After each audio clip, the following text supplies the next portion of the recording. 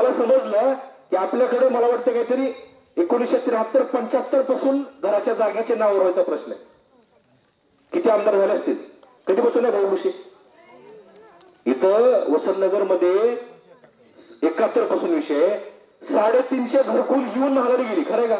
तुम्ही विचार करा, 1971 पासून जर तुमच्या नावावर तुमची जागा होत नसेल तर 71 पासून किती आमदार झाले असतील मला सांगा.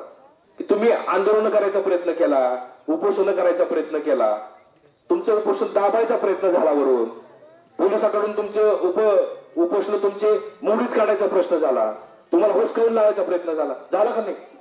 अहो, तुमच्या हक्काचा विषय आहे तो. नाईक साहेबांनी तुम्हाला पुनर्वसन झालं, धरण झालं म्हणून इकडे पण तुमचं पुनर्वसन केलं, त्याचा लेआउट झाला, त्याचे आदेश झाला.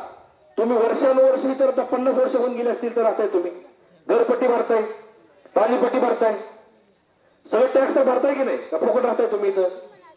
मग ह्या सगळ्या गोष्टी होत असताना जर तुमची जागा तुमच्या नावावर होत नाही तर इथलं प्रशासन काय करतंय, इथले आमदार काय करते?